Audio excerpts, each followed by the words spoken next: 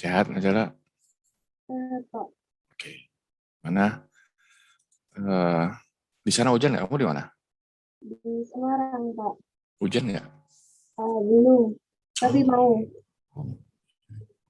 minggu depan saya seminggu di Semarang. Jadi kita akan online dari Semarang. Oke, Nazala. Nazala, minggu lalu, atau yang kemarin lah, minggu lalu ya, yang terakhir itu kita diskusi apa ya?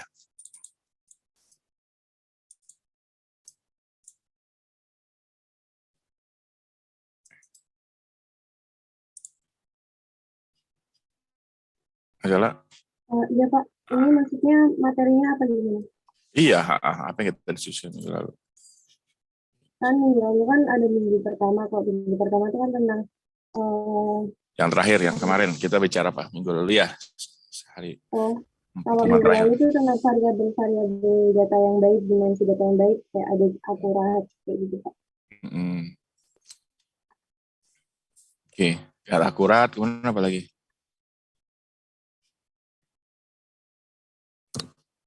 Maaf, Pak, boleh diulang ini? Terus apa lagi? Saya data akurat. Akurat itu, Yang apa aja? Dimensi yang baik. akurat Data itu, dimensi oke. yang baik apa aja? Dimensi yang Coba. baik itu ada Hmm, oke. Dimensi yang baik itu ada yang dimensi akurasi, terus ada dimensi konversi dan keterbandingan, terus lanjutnya ada dimensi interpretabilitas, dimensi aksesibilitas, dimensi aktualitas dan tepat waktu, dan yang terakhir dimensi relevansi, Pak. apa? Relevansi. Iya. Oke. Berikutnya coba Shelly. Shelly ya, Shelly. Ya, Shell. Iya, Pak. Nah, untuk mencapai dimensi tadi, sebenarnya prosesnya apa aja, Shell? Ketika kita bicara proses kegiatan statistik, Shell.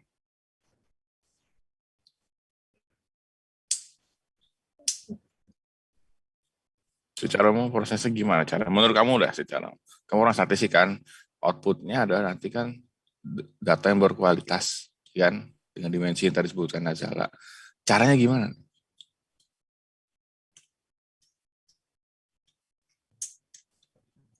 Yang generic statistical business process model itu, Pak.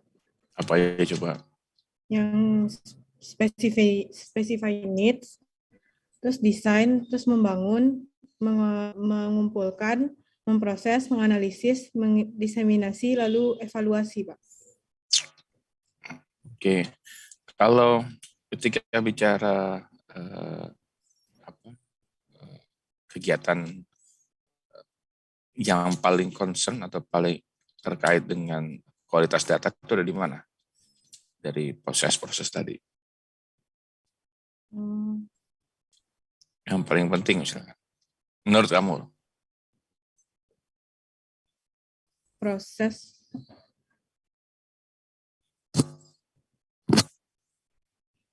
Siapa aja? Tadi kan ada, kamu bilang ada namanya apa? Specify needs gitu kan. Yang paling, menurut kamu yang mana? Specify needs.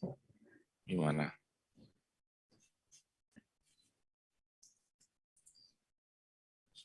Kalau specify needs itu kan berarti kita harus menyesuaikan apa yang dibutuhkan dulu, Pak. Menurut saya yang penting itu. Lihat yang dibutuhkan. Kalau dia udah tahu yang benar gitu berarti sisanya berjalan dengan baik lah gitu ya. Iya, Pak. Iya gitu. Ya, sebenarnya prosesnya ya semua yang penting gitu ya. Biasanya specific needs, biasanya quality gates itu ada ditempatkan di banyak hal di ketika proses di lapangan gitu yang memastikan bahwa harus cepat gitu ya, kemudian juga analisis. Nah, kalau kita bicara analisis gitu kan, teknik analisis dan simulasi kan gitu ya. Teknik analisis, banyak sekali teknik-teknik analisis secara umum gitu kan. Secara umum teknik analisis dan melakukan analisis itu tidak hanya membuat mensummary angka-angka menjadi sebuah statistik atau sebagai ringkasan gitu, tapi juga lebih dari itu gitu kan. Nah, kalau kita bicara analisis itu ada tiga analytical approach, ada tiga step, ada 4 step. Pernah dengar ya? Yang pertama adalah deskriptif, ya kan, data udah bagus, ya kan, udah hasil, kemudian kalau udah data hasilnya statistik bagus, kita harus memberikan analisis. Analisisnya adalah biasanya prosesnya ada 4. Yang pertama adalah deskriptif, mendescribe. Deskriptif itu artinya menjelaskan kondisi apa yang terjadi saat ini. Deskriptif. Kemudian yang kedua adalah diagnostik. Ya, diagnostik itu lebih menjelaskan bagaimana bagaimana kenapa suatu kejadian terjadi, itu diagnostik. Ya, jadi tingkat kompleksitasnya pun makin lama makin tinggi. Jadi ada yang kita sebut sebagai kalau deskriptif kan lebih murah, lebih mudah, ya kan? Lebih mudah dibandingkan dengan diagnostik.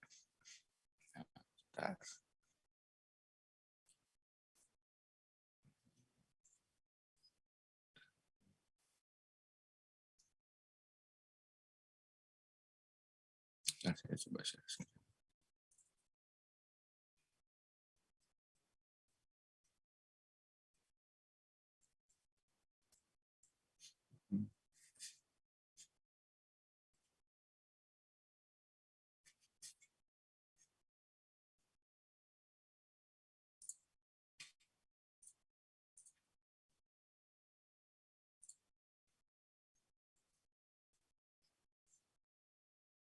Sudah.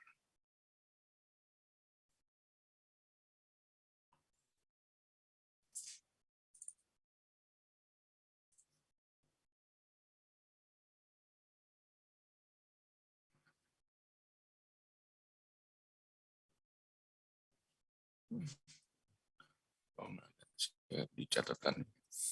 Yang ketiga adalah ya selain tadi dia adalah pertama deskriptif, kedua diagnostik, yang ketiga adalah prediktif, melakukan prediksi.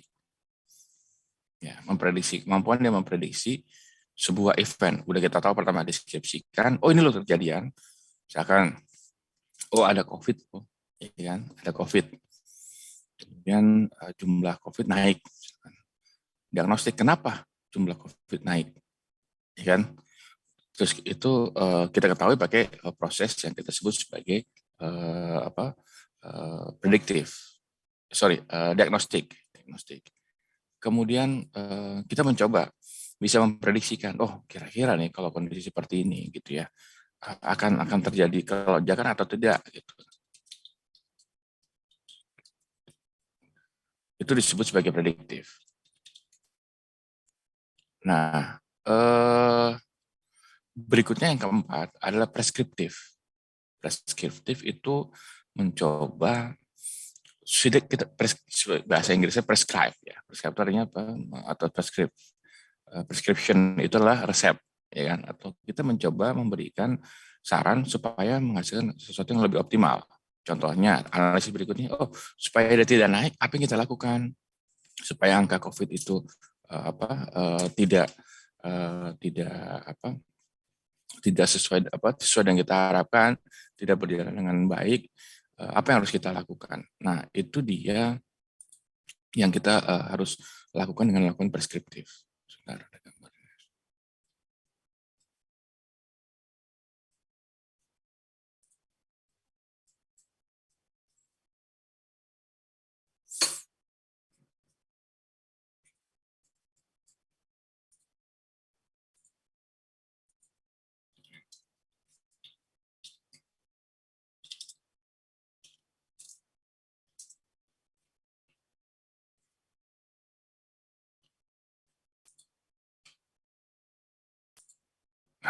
Oke, saya share screen.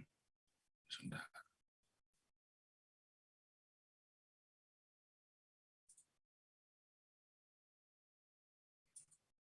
Oke.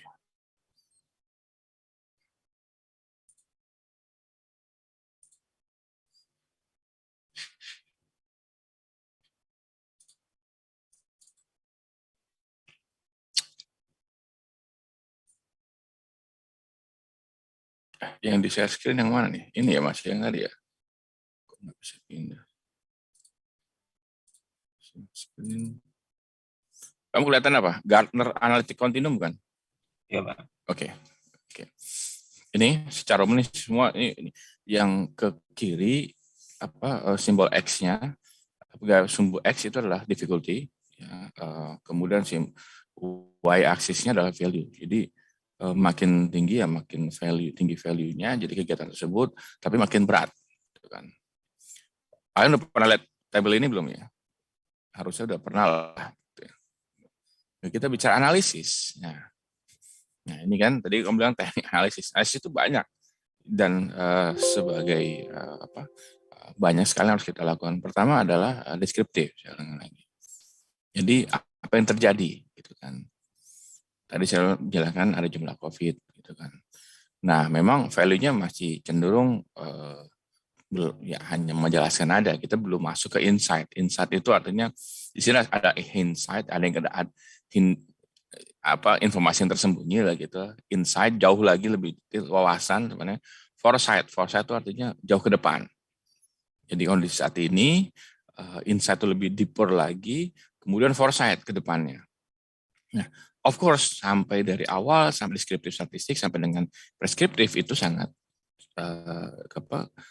kesulitannya ya semakin lama makin jauh gitu kan. Makanya deskriptif analisis pertama di belakang, ya kan. Kemudian baru masuk ke nanti ke diagnostik, prediktif sampai dengan preskriptif. Diagnostik itu apa yang terjadi? Biasanya kenapa ini terjadi? Gitu.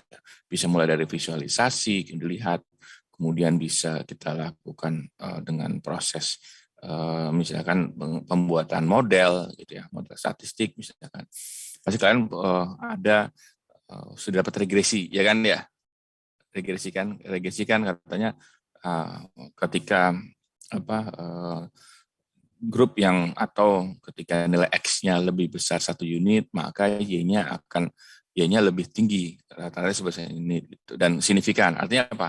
Oh ini terjadi karena ini, misalkan penjualan terjadi naik karena memang jumlah permintaan tinggi, misalkan, gitu kan? Itu baru diagnostik, ya kan?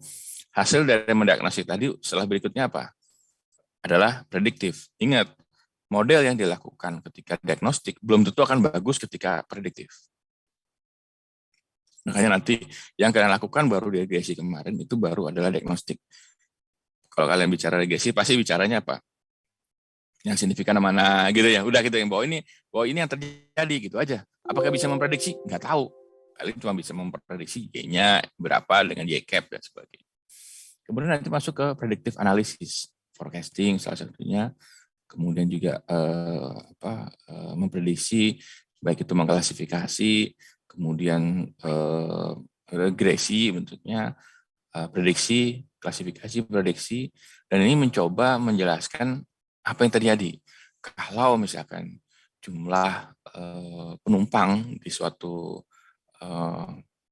pesawat, misalnya kita lagi buat model untuk melakukan prediksi jumlah okupansi di satu daerah, gitu. Misalkan kalau jumlah penumpang pesawatnya sekian, kemudian kalau tingkat kedatangan kereta sekian, maka kita perkirakan bahwa jumlah okupansi rate-nya itu akan sekian, gitu kan?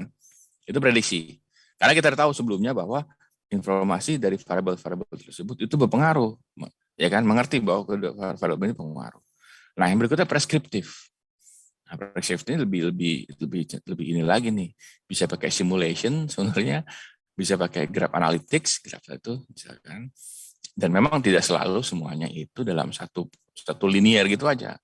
Ada pakai sistem dinamik, ya kan, atau persamaan. Bisa juga paling simpel pakai persamaan simultan misalkan. Yang sekarang banyak dilakukan kebetulan sama tim di kita juga adalah melakukan disebut sebagai sistem dinamik. Sistem dinamik apa sih? Gimana sih supaya mengungkit satu kegiatan nilai dengan kegiatan yang lain? Jadi misalkan gini, supaya bagaimana supaya pergerakan orang itu berhenti atau dikurangi gitu.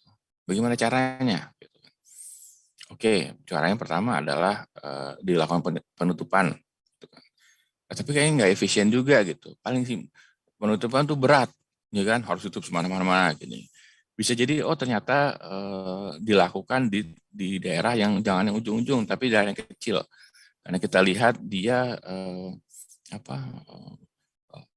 kalau di awal akan lebih baik dan mungkin lebih bagus kalau kita informasikan via sosial media, karena itu ditangkap dengan baik oleh masyarakat, kemudian bisa dilakukan dengan baik. Jadi sistem modeling itu jadi dia kalau kita bicara dynamic modeling itu tidak hanya model X sama Y dengan Y gitu aja gitu ya.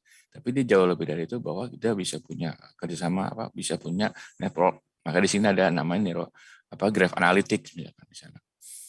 Dan bisa juga research operation. Ini belajar research operation. Ada nggak di sini ya? Di STIAS ya, lupa sih.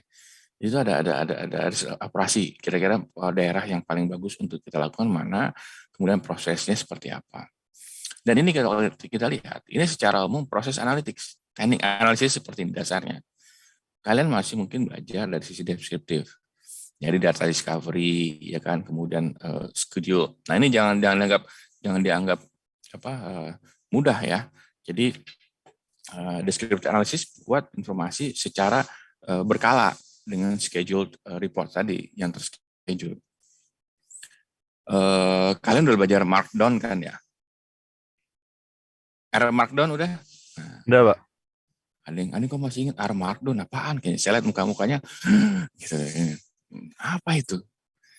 Sejenis makanan apa? Nah, itu kan salah satu untuk memastikan bahwa simple analysis lebih bisa kita lakukan secara otomatis dan cepat, ya kan? Nggak perlu kalian copy paste sebagainya. Sekarang kami sudah bikin laporan secara otomatis untuk beberapa jenis laporan. Kemudian juga ada diagnostik itu adalah bisa masuk ke network cluster analysis. Itu nanti kalian belajar data mining udah belum? Sedang ya? Sudah? Sudah, Pak. Sudah selesai? Sudah, Pak.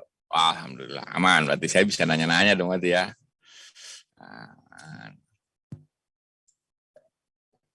Kalau diagnostik, nah saya tanya, diagnostik tool-nya pakai apa kira-kira? Salah satu data mining lah. Data mining itu kan kalian ambil data, kalian belajar memain informasi dari data, baru nanti kalian belajar pattern matching, pattern analisis, kemudian masuk ke prediktif dan preskriptif. Nah, diagnostic tools-nya apa yang ada di kalian sudah pelajari sekarang? Yuk. Perlu dipanggil atau mengajukan diri biasanya? Panggil aja kali ya. BTW kok cewek semua ya, banyak kan ya?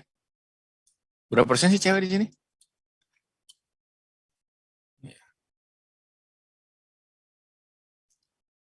Albert, berapa persen sini?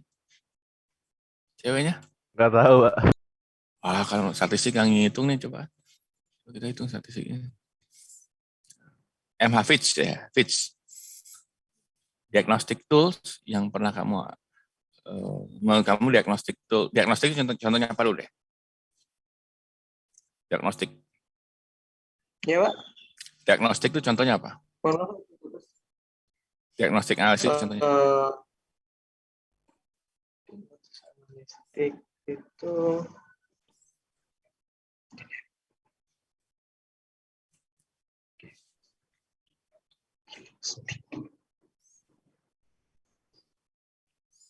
Mengapa ini terjadi gitu? Dulu kan ada zaman saya, zaman kalian mengapa begini, mengapa begitu, itu zaman dulu. Kenapa ini terjadi gitu kan? Fit? Ya, Pak. Kamu udah pernah ditolak belum? Ditolak udah, Pak. Hah? Udah. Oh udah. Saya dulu belum pernah. Saya pikir belum Pak. Saya nggak pernah karena belum pernah ngajuin juga. Jadi belum pernah juga kan. Ditolak oleh kampus atau ditolak oleh ini?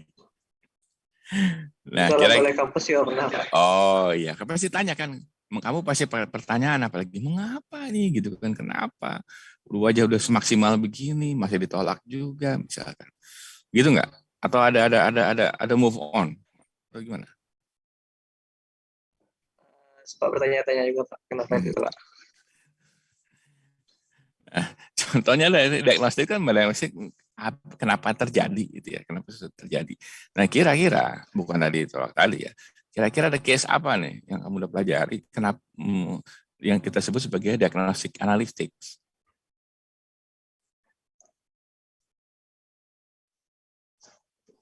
Analisis apa?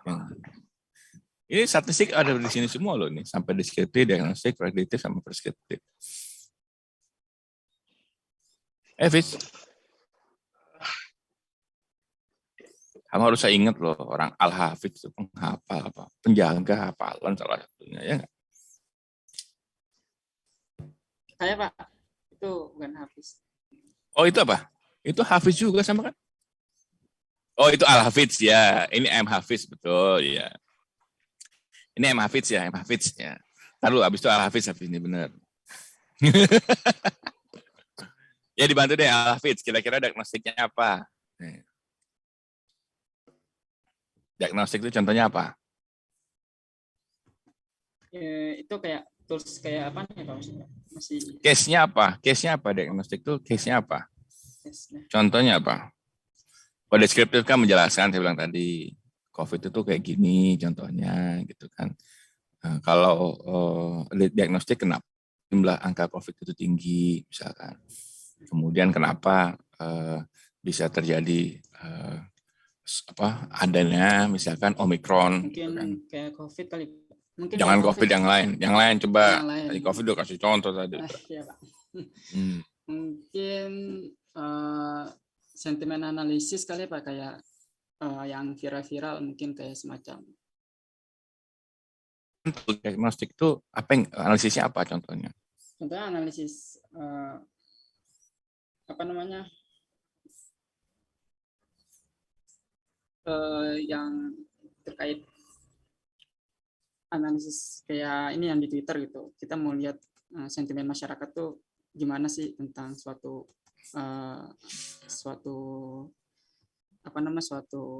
kabar atau gosip gitu. Kabar. Ya, apa yang kabarnya? Contohnya kabarnya apa? Yang baru-baru ini tentang mungkin tentang azan mungkin ya, tentang azan, kira-kira ada yang pro, ada yang kontra, ada yang mungkin ada yang netral di sana. Kita pengen tahu kenapa sih orang-orang ada yang pro, kenapa sih ada yang netral, ada yang kontra juga pernyataan itu tentang azan itu. Jadi seperti itu mungkin Pak. Ya, salah satu yang bisa digunakan dengan data baik adalah bagaimana, kenapa harga daging naik kan gitu. Nah, daging naik gak harganya, Fitz? Iya. Kamu nggak tahu juga, Fit. Minyak tahu ya, Pak. Oh, minyak. Kamu mau jual beli minyak? Atau? Enggak, Pak. Dia kan viral, Pak. Nah, iya. Daging, kira-kira kenapa kondisinya misalkan daging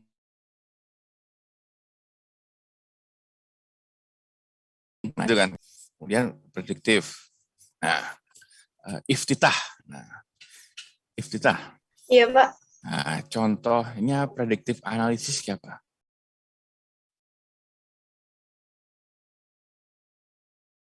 Apa aja? Contohnya mungkin tentang misal harga daging naik gitu Pak. Terus kita mau memprediksi harga daging beberapa bulan ke depan itu gimana gitu. Apakah akan terus melonjak naik atau stagnan atau malah bisa ditekan gitu Pak? Ditekan. Terus toolnya apa? Toolsnya bisa pakai forecasting yang seperti udah dipelajarin kayak time series gitu Pak. Kamu udah belajar time series juga? Iya sudah Pak, semester ekon. Oh ya, udah belajar semua nih ya. Kemudian prescriptive analysis, coba saya minta lagi Eliana. Eli. prescriptive analysis case-nya contohnya?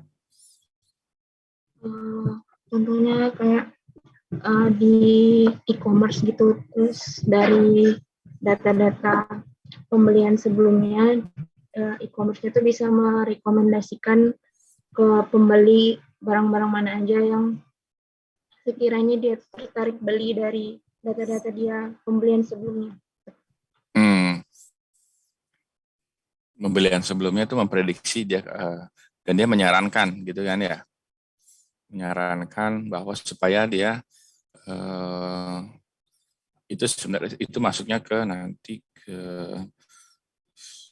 product recommendation sebenarnya, recommendation system. Jadi simpelnya adalah dari nah kalian pasti di ini ada pakai namanya association rules ya nggak? Data miningnya kan ya. Pasti contohnya lah kalau barang beli apa, maka beli yang lain gitu kan ya. Masih ingat nggak pelajaran data miningnya? Ingat ya? Oke. Jadi ini prosesnya gitu. Ada analisis, descriptive analytics, diagnostik, kemudian prediktif sampai dengan preskriptif. Nah inilah yang disebut sebagai proses analisis.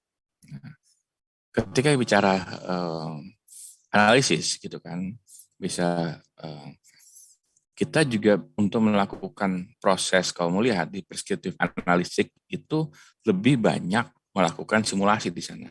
Dan simulasi di atas itu paling atas yaitu kanan atas ya. Kanan atas artinya itu lebih sulit gitu ya, dan bisa memberikan di sini ada soal insight yang lebih jauh. Gitu. Nah, kemudian kalau kita bicara simulasi itu arahnya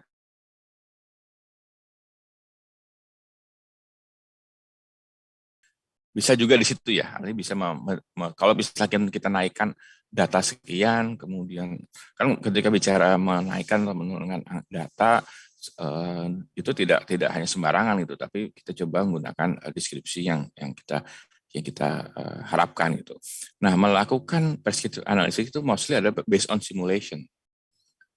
Ya kan, kalau kita naikkan sekian, berapa kira-kira dampaknya, kan gitu kan, kira-kira sekian. Makanya prediktif itu memprediksi aja gitu. Tapi bisa memprescribe itu jauh lebih penting dan lebih sulit sebenarnya. Karena kita butuh simulasi di sana. Tapi prosesnya, kalau kamu lihat di bawah, perlu proses, nggak bisa langsung tuh. Dia proses ada descriptive analysis, kemudian diagnostik, kemudian prediktif, dan juga preskriptif. Jadi proses panjang dari sana. Sebelum kita masuk ke simulasi. Oke, baik. Stop dulu. Nah, saya stop screen. Itu analisis. Teknik analisisnya.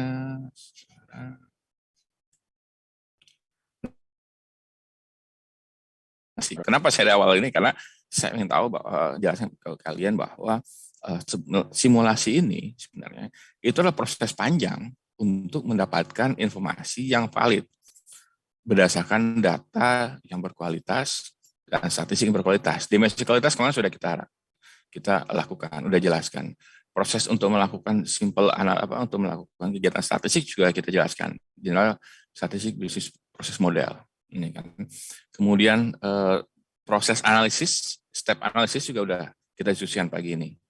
Ada deskriptif, kemudian diagnostik, prediktif, dan analisis. Nah, biasanya yang kita harus lakukan adalah melakukan simulasi, gitu kan, untuk mendapatkan informasi tertentu. Simulasi bisa mendapatkan tadi preskriptif, atau bisa juga mendapatkan informasi bagaimana tools, tolong catat ya, saya nggak punya ini, tools yang baik dalam hal proses diagnostik maupun prediktif. Tools mana yang cocok untuk melakukan diagnostik ketika kondisi tertentu? Tools mana yang kira-kira bisa melakukan meningkatkan kualitas prediksinya, kualitas klasifikasinya pada kondisi tertentu. Kalau preskriptif, simulasi dilakukan ketika kalau datanya seperti ini, kira-kira outputnya seperti apa. Tapi proses di bawahnya sudah firm, sudah oke, sudah clear bahwa itu sudah paling maksimum. Jadi nggak bisa langsung preskriptif dulu, tapi butuh proses menjelaskan apa yang terjadi, kemudian melakukan diagnostiknya, kemudian melakukan prediktif, dan melakukan preskriptif. Oke, saya screen dulu sekarang, nanti saya kirim ini. Nah,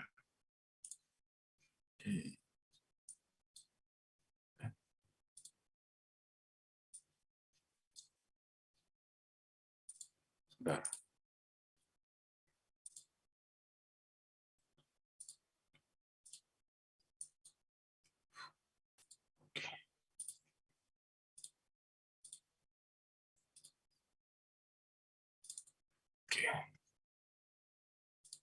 Oke, kalian ada di sini ya.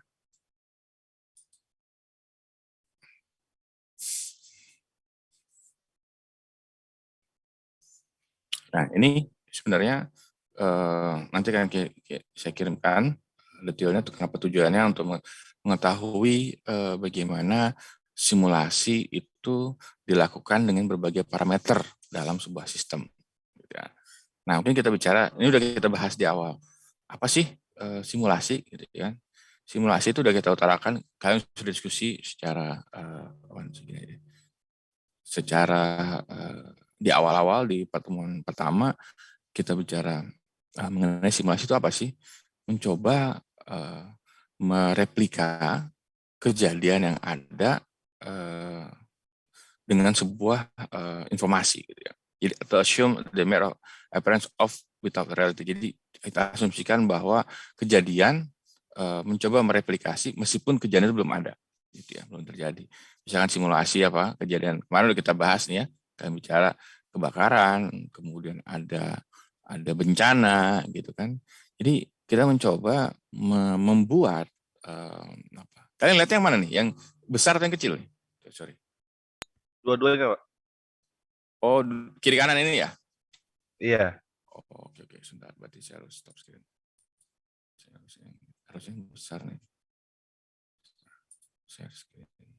Nah, ini kelihatan nggak sekarang? Udah, Pak. Gede? Iya. Oke, lebih besar. Oke. Screen-nya beda.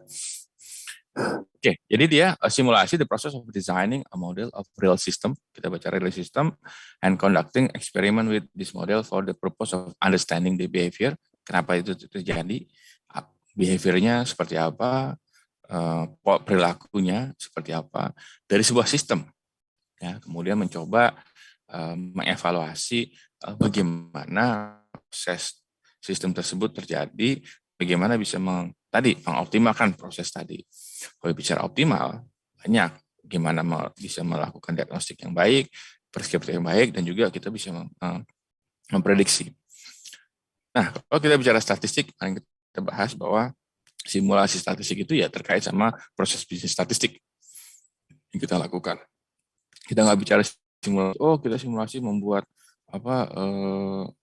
model untuk teman saya itu tugasnya untuk melakukan penerbangan. Jadi pesawat itu kalau kena air, fluid itu seperti apa, naik turun, atau kalian melihat F1, mobil F1 itu kan pasti dilakukan simulasi untuk dia lebih cepat dan friksi dengan udara jauh lebih rendah, tapi dia tidak akan naik karena memang kalau ketika jalur utara di atas lebih cepat, lebih bawah lebih cepat dari yang di atas, maka tekanan udara di atas akan lebih tinggi, maka dia akan lift, gitu kan. Nah, ini yang dilakukan untuk simulasi-simulasi yang lain. Oke, jadi ini adalah mencoba meniru dari sebuah kondisi tertentu dengan sebuah bentuk yang miniatur, yang kecil. Kalau ingat kalau SMA-nya orang-orang SMA di Jepang itu membuat apa? Membuat miniatur atau sistem yang terkait sama gedung-gedung yang nanti kalau digoyang gitu kan, kira-kira dia akan paling kuat yang mana kan gitu. Tapi yang kecil nggak mungkin dia akan bikin yang besar dulu. Tapi yang kecil dulu udah paling kuat di situ. Atau bridge atau jembatan kira-kira kalau akan dilewati sekian beban banyak kira-kira paling kuat mana. Ya, itu yang mencoba untuk mendapatkan sebuah informasi yang dari sistem yang ada di real, yang sifatnya adalah kompleks, kemudian coba kita gunakan jadi sebuah miniatur yang lebih representatif, lebih kecil dan mudah kita bisa lihat dan mudah kita atur. Sehingga kalau sistem itu inputnya atau kondisinya bisa jadi kondisi A, B, dan C gitu ya, bisa probabilistik kejadiannya, tapi ketika bicara miniatur dia akan bisa kita desain secara valid gitu ya, tidak berubah gitu. Nah, kalau kita bicara simulasi gitu ya, nah ini bisa melihat kondisi yang ada di lapangan. Seperti yang saya utarakan bahwa kita statistik itu coba memotret kondisi yang ada di lapangan, baik dengan statistik tertentu gitu ya, maupun nanti dengan dengan alat ukurnya adalah kuesioner atau data, juga dengan melakukan kualitatif approach. Nah, untuk melakukan menjelaskan informasi atau kondisi atau masalah yang ada di lapangan, bisa kita lakukan dengan melihat langsung ke lapangan. Oh, seperti ini gitu. Kemudian kita lihat langsung tanya ke masyarakat, tanya ke sini gitu ya. Ini kondisi seperti apa? Langsung ke lapangan. Sedangkan kita juga bisa menggunakan model. Nah, ini orang statistik biasanya banyak di sini. Iya. Pak Eko Srianto. Oh iya iya iya. Oh, ini kemarin acara ya. Makasih Pak ya. Ada ini. Jadi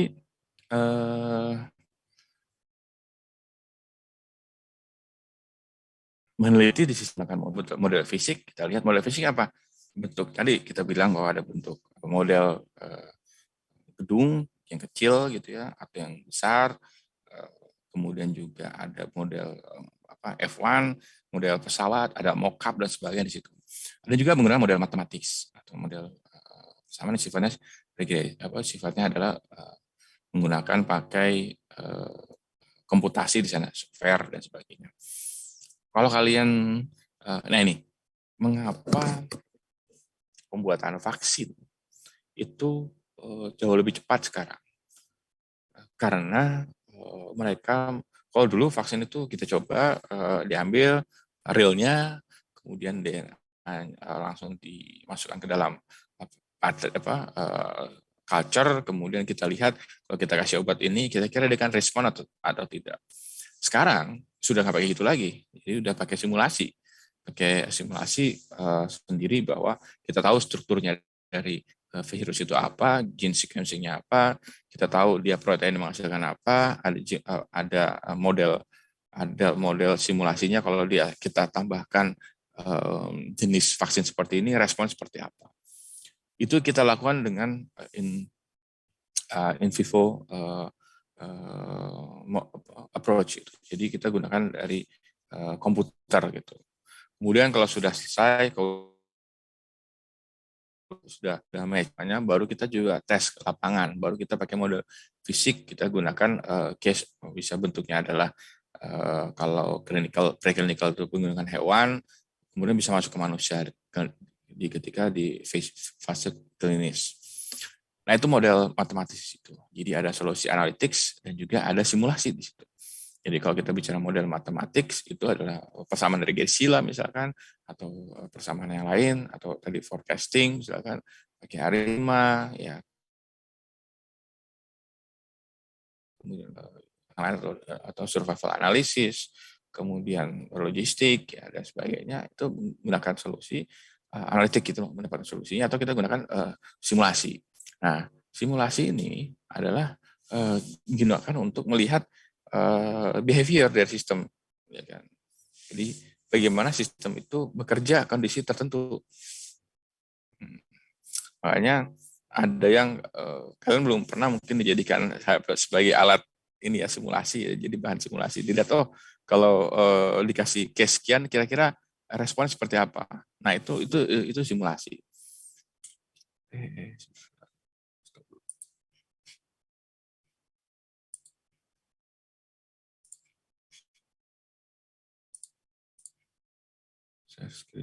Screen-nya putus ya? Iya. Situ. Wait a second.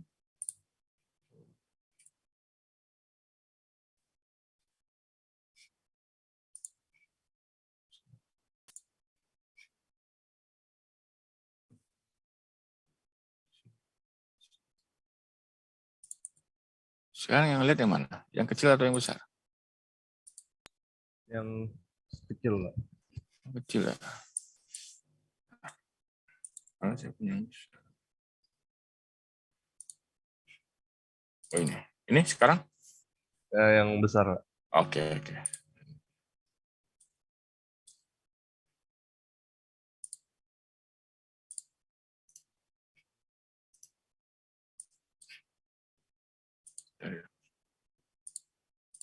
Oke.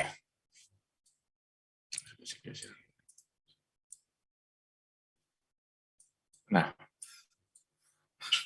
jadi kita coba memodelkan untuk melihat sebuah kita juga bisa melakukan ini simulasi untuk menguji sebuah hipotesa. Ya, misalkan Billy saya kasih case yang mudah, dia senang banget gitu kan. Kemudian dia bisa cepat dan lebih happy misalkan. Tapi misalkan saya kasih case yang mungkin agak sedikit pakai mikir gitu, dia langsung stres gitu kan. Kenapa kuliah gini udah stres. Nah itu simulasi. Apakah simulasi kita gunakan satu orang? Enggak, kita coba gunakan beberapa case, kondisi tertentu dan mungkin data sampel lebih banyak. Dan coba kita bisa melakukan juga behavior tadi.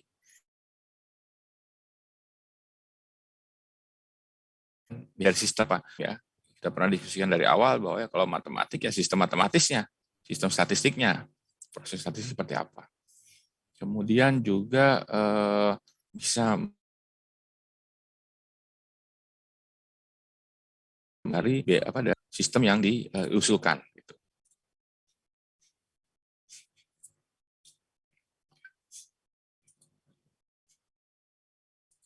Oke.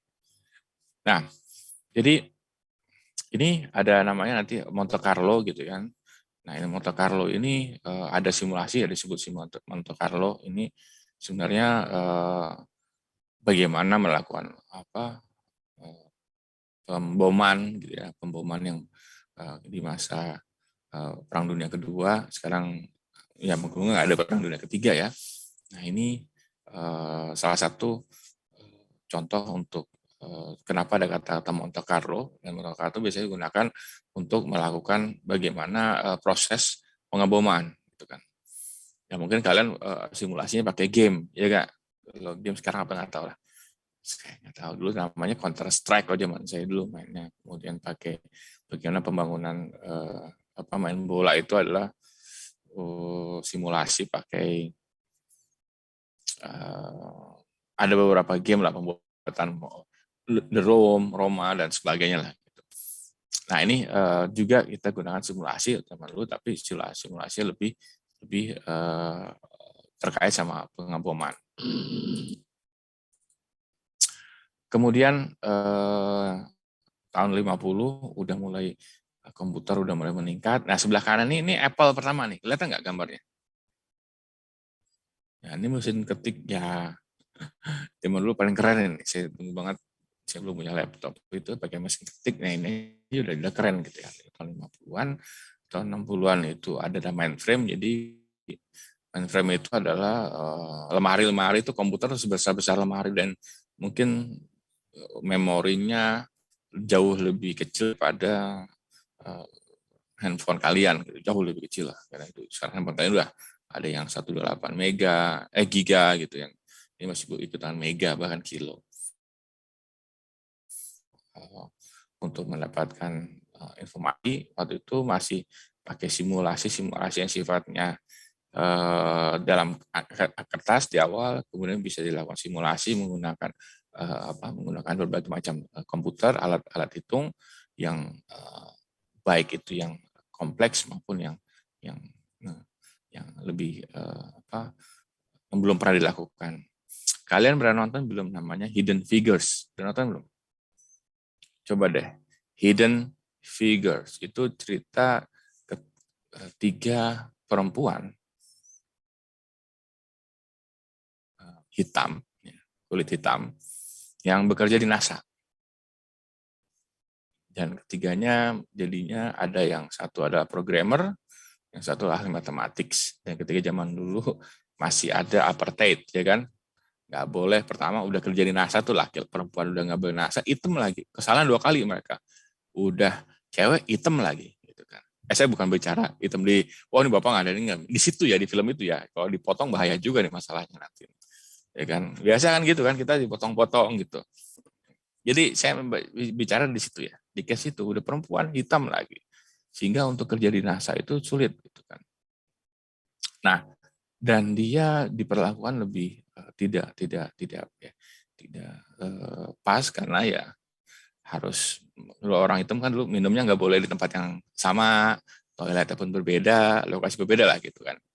Perempuan apalagi udah masih bilang kesalahan mereka dia, tapi dia punya advantage, dia cerdas, ahli matematik, sehingga dia bisa melakukan semacam simulasi.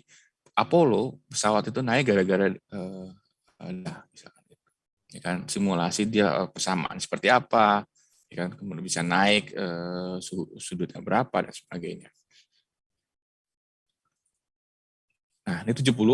Nah, ini 70 sudah mulai banyak mulai melakukan tools yang udah mulai makin bagus. Kemudian 80 udah ada PC ya, PC sudah bagus, sudah mulai oke, dan bisa grafik sudah lebih bagus saat ini. Kemudian implementasi itu bisa di banyak hal, di bisnis, di government ya, dan juga di militer ya. Nah, kalau kita bicara tadi simulasi gitu ya. Simulasi itu prosesnya, untuk simulasi itu simulasi dalam hal sistem ya, kemudian juga database, kemudian juga bagaimana simulasi digunakan dalam bentuk assembly lines. Kalau kita bikin yang paling optimal yang mana, assembly line itu pemasangan atau perakitan gitu ya. Kemudian juga bagaimana production facilities yang sifatnya ada robot di situ. Kemudian bagaimana kita melakukan simulasi terkait sama harga, kemudian strategi bisnis ya. Tapi ini bukan robot ini ya, bukan robot trading ya. Jangan dibikin simulasi pakai robot trading ya. Nanti jadi dipotong lagi, Bapak menyarankan robot trading nanti sama kayak Indra Kents lagi. Crazy Rich yang ada di penjara sekarang. Katanya ya, belum tahu di penjara. Nah, cash flow analysis itu juga seperti apa? Ada simulasi di sana. Ingat, simulasi udah dari awal ya kan, simulasi seperti apa kita lakukan. Nah, itu bisa simulasi forecasting dan sebagainya. Ada film juga, saya senang nonton film, 5 Minutes itu filmnya Nicolas Cage. Itu juga dia bisa tahu 5 menit ke depan, sehingga disimulasikan ya. Kalau dia begini seperti apa, kalau dia seperti apa. Yang paling bagus adalah simulasi yang dibuat oleh siapa? Yang sebelum Endgame siapa? Cuma ada satu cara yang paling, Doctor Strange, Pak. Doctor Strange, ya kan? Nonton dong film nih. Kayaknya Iftitah film apaan? Nggak nonton ya Iftitah ya? Enggak, Pak. Oh iya, nggak apa-apa. Namanya mahasiswa STS itu hobinya tuh kok nggak belajar, ya tidur gitu. Jadi Dr. Strange sudah melakukan berapa juta kali simulasi. Oh gini nggak bisa gitu. Satu cuma bagus kan gitu kan. Itu kan ceritanya gitu kan. Ya kan. Tapi dia simulasi dia terbatas, ya nggak? Dr. Strange. Ada yang ingat ya berapa kali simulasinya? 14 juta, Pak. 14 juta. 14 juta. Enggak. Wah, 17 ini kayak bingung saya nih. Mungkin filmnya beda-beda kali ya. Ya, itu ya. Tapi dia lupa yang dia lakukan adalah karena dia bisa dia simulasi ketika dia masih hidup, ya enggak? Dia tidak melakukan simulasi ketika karena dia nggak bisa melihat simulasi ketika dia mati kan gitu kan. Ada simulasi lain yang sebenarnya ada kondisi lain atau multiverse lain lah gitu. Udah bicara filmnya siapa tuh? Loki, nonton nggak film Loki? Loki itu kan bahannya tuh, ini ketemu wah udah. Nah, saya hobinya nonton sih ya sebenarnya. Tapi ya itu secara saintifik memungkinkan loh itu ya sebenarnya saintifik. Jadi ada simulasi yang kira-kira bisa berjalan seperti apa. Oh kalau seperti ini maka hasilnya seperti ini. Ini sebenarnya hasil seperti itu. Nah kalau di government juga untuk milih taktik ya enggak. Gimana? Kalau taktik pasti kalau main game itu kan nggak bisa langsung bisa menang ya enggak. Oh kalau seperti ini ya kan maka dia akan ada musuhnya ini kan gitu. Pasti kalian gamers itu ya sudah melakukan udah learning dari yang sudah dilakukan dan melakukan simulasi di awal secara tidak sengaja, tidak. Kemudian traffic control, ya traffic control kita diskusikan kemarin bahwa bagaimana traffic kalau kita di sini, kita buka di sana seperti apa. Ini adalah traffic control. Nah, ini ulang lagi, ada namanya cruise line operation. Kalau di sini word ini ya untuk check in, check out, proses, kemudian ada private island arrival, jadi bagaimana drop off-nya kalau dia ada di satu tempat seperti apa. Ini private island ya, bukan ada film baru namanya, nggak baru sih namanya. Apa? Lupa namanya. Yang island yang dia, kalau lupa sih. Terakhir itu. Nah, bus maintenance facility, the best way buat maintenance, kemudian banyak hal lah di situ yang dilakukan. Nah, simulasi bisa digunakan untuk mempelajari sistem yang berjalan tanpa mengganggu proses sistem tersebut. Ya kan, kita nggak perlu coba misalkan sistem ini ya MRT misalkan. Coba kalau MRT-nya mogok misalnya, atau kita kasih ada orang tabrak ya, apakah nggak bisa? Kan rusak gitu, ya nggak? Dicoba dulu deh gitu kan. Meskipun kadang-kadang saya juga gitu, karena nggak bisa bikin simulasi, kita coba gitu. Salah satunya adalah, ini contoh ya, contoh tapi nggak usah diikutin. Saya nggak kadang nguji sistem. Kalau kalian coba pakai Peduli Lindungi itu kan bisa juga kalian check in di sini.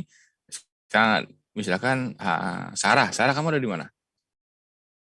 Di Klaten, Pak. Klaten. Coba kamu cari QR code-nya beberapa rumah sakit yang di Jakarta. Kamu pakai Peduli Lindungi, kamu bisa check in deh. Yakin. Saya sering nyoba. Oh, kayak gini gitu kan. Coba deh. Peduli Lindungi punya kan? Punya, Pak. Nah, coba deh. Itu akan ternyata sistem berjalannya nggak akan sesuai. Kenapa? Bapak kenapa begitu? Karena saya nguji sistem. Karena saya ngawasi datanya Peduli Lindungi. Kalau saya percaya sama data Peduli Lindungi, ya nggak bisa begini juga, ya nggak? Ingat, saya selalu melihat data, pasti ada data itu apakah menjelaskan kondisi real, ya nggak? Bisa jadi ada orang kayak saya nih sistemnya, sing uji sistem banyak gitu kan. Jadi dia nggak ada di sini, bisa dia bisa di sana. Atau gini, kalau e-hack itu e-hack ya, kalau kalian pergi kemana itu kan harus ngisi, kan? Apakah ngisi itu kan dicek, ngisikan nama-nama kalian? Enggak. Sembarang pun diisi bisa. Oh, saya ujang ke tes. Oh, bisa kok gitu. Oh, berarti sistemnya ada yang error kan di situ. Ya enggak? Ya kan? Meskipun harus dilakukan, sebenarnya sistem itu harus dilakukan sebelumnya, ya enggak? Uji di awal sebelum dirilis, tapi karena butuh cepat seperti itu. Sehingga kita bisa menjelaskan kondisi yang saat ini bisa terjadi, kemudian juga bisa variabel mana kira-kira paling penting ketika ada kinerja sebuah sistem, simulasi dan sebagainya. Nah, nanti kalau kita bicara simulasi kegiatan statistik juga harus kita lakukan ya, bisa melihat kira-kira bottleneck-nya di mana. Apalagi kalian kalau pakai aplikasi API, bikin KPI misalkan, bikin KPI, ini paling masalah di mana misalkan, sistem di mana yang paling masalah. Nah, masalahnya adalah kekurangannya adalah sama terkait sama model yang kita berikan dan model yang kita hasilkan, yang kita usulkan gitu kan. Kemudian ini kadang-kadang butuh waktu yang cukup lama dibandingkan analytics gitu kan. Tapi ya ini kelemahannya. Kemudian kita bicara kemarin komponen-komponen simulasi itu apa aja? Ada objek, ada sistem, ada model, ada simulasi itu sendiri. Oke. Ya. Kemudian kita bicara objek adalah komponen terkecil sistem yang mempunyai volume sehingga memerlukan alokasi. Jadi objek itu misalkan function, kemudian objek itu adalah data, dan objek itu adalah orang misalkan. Kalau kita bicara data lah, kondisi data. Jadi objek ini yang nanti berubah ketika dia ada event, misalkan data ini dimasukkan, kira-kira output seperti apa. Nah, ada objek permanen, ada objek sementara. Nah, objek permanen itu adalah objek yang tidak selalu berada dalam sistem, selama sistem, kemudian juga selama simulasi berlangsung. Kemudian ada objek sementara, objek yang hanya hanya diperlukan ketika dipanggil ketika diperlukan. Nah, ini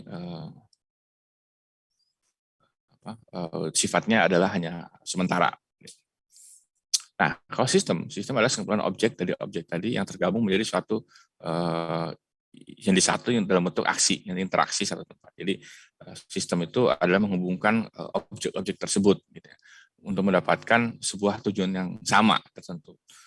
Di situ tuh bisa, kalau kita bicara objek, bisa model bisa kalau manusia, bisa alat, bisa perangkat dan sebagainya. Nah, kemudian ini adalah sistem, merupakan sebuah subsistem yang lebih besar lagi. Jadi kita bisa bicara sistem kecil, kemudian ada sistem yang sangat besar.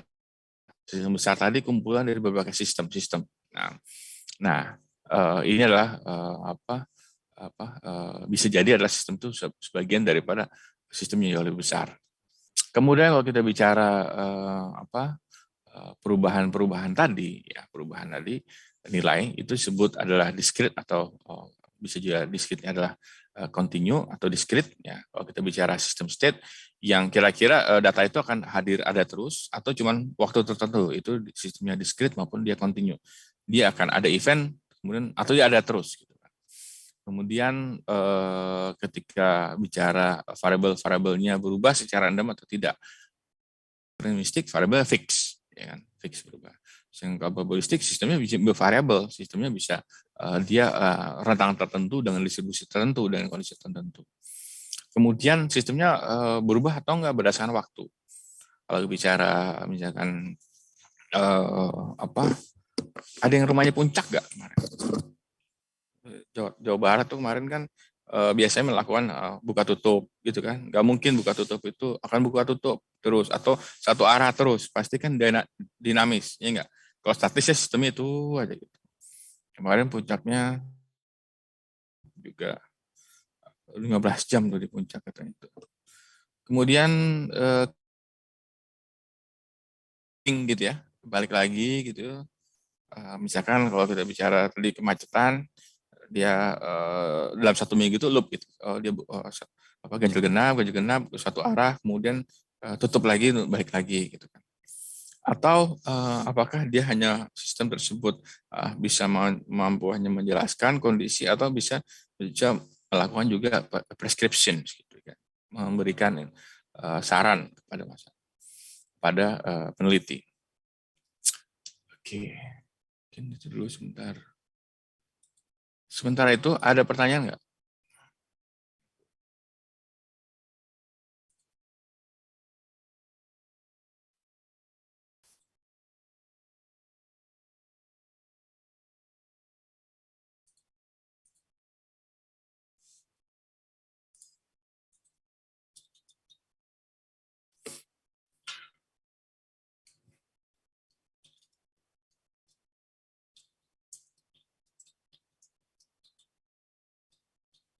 Ada pertanyaan?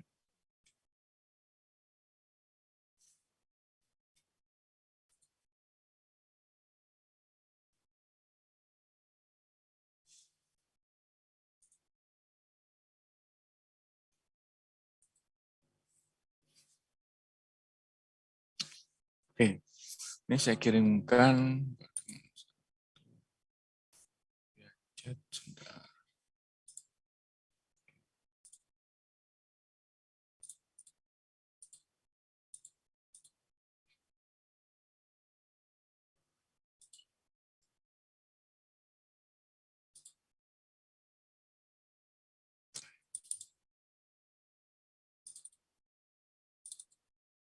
Oke, jadi itu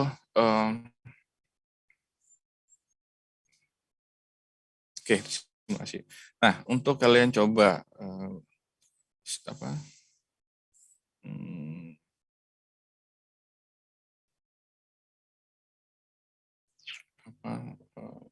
responsinya jam 10 nanti adalah pertama Coba dijabarkan lagi mengenai tadi deskriptif, diagnostik, preskriptif, prediktif, sama preskriptif.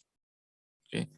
Jabarkan lagi keempatnya tadi, kemudian berikan contoh case-nya dari real world gitu kan, apa yang disebut sebagai deskriptif, kemudian preskriptif, dan juga deskriptif, preskriptif, dan sebagainya.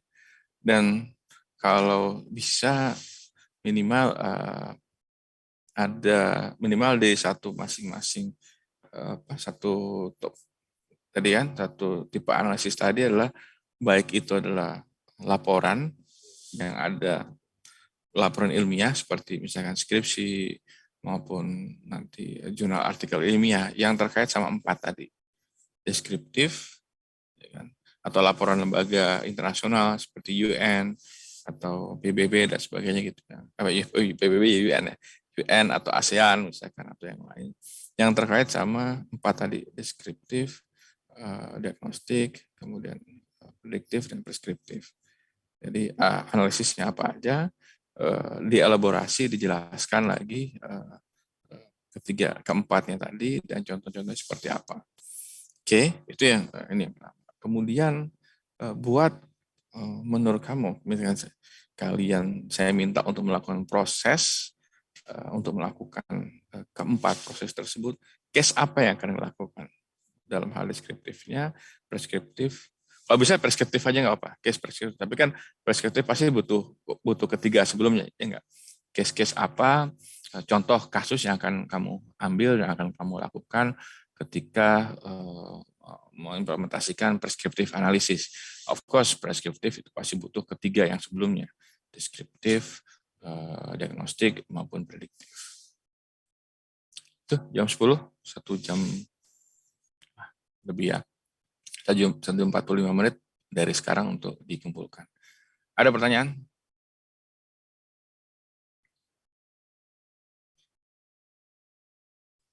Amoreta, ada pertanyaan? Tidak, Pak. Aman ya, jelas ya? Bill? Aman, Pak. Julhan? Aman, Pak. Kamu dilapor Pak ya, dari Julhan ya? Belum ngumpul ya pemain-pemainnya ya? Oke, kalau nggak ada nanti dikumpulkan jam 10. Tentunya, dan jangan terlambat ya. Kalau terlambat itu meskipun terlambat 10 detik, 10 menit atau beberapa menit itu tercatat soalnya. Oke, terima kasih waktunya. Assalamualaikum warahmatullahi wabarakatuh dan selamat pagi. Salam sehat. Salam. Terima kasih. Waalaikumsalam. Terima kasih, Pak. Terima kasih, Pak.